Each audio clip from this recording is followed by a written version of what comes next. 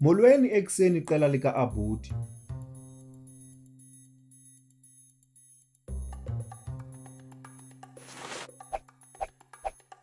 Ewe mphathi A, uyintoni umsebenzi wanamhlanje?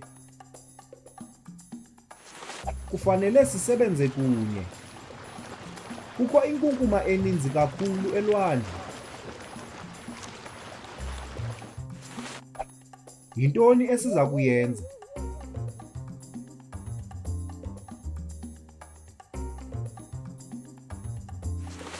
Kufanele sisebenzise amandla ethu ukushenxisa zonke iiplastiki ezikumalwandle.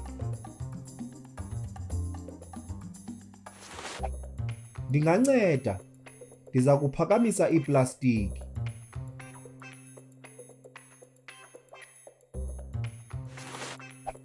Ndinganceda. Ndiza kuhambisa iiplastiki.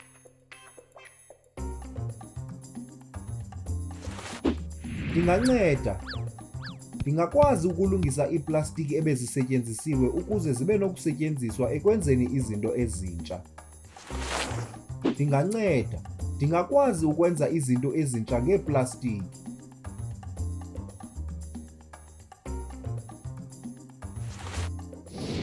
Kulungile qela, masihambeni.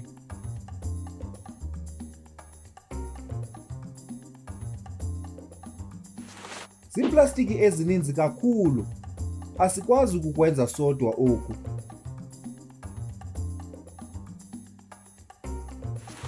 Sidinga uncedo lomntu wonke. Lixesha lokusebenzisa isixhobo sethu esifihlakeleyo.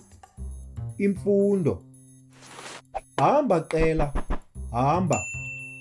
Fundisa.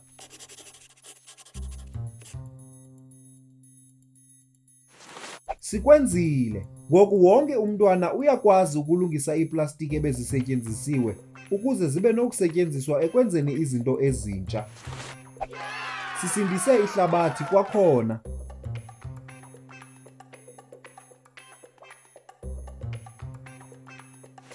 Nenze kakuhle qela lika-Abudi.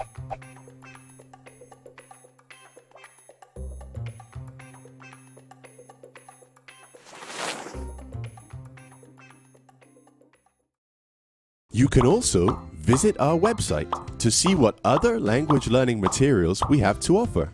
Also, visit our YouTube channel to see what we are up to.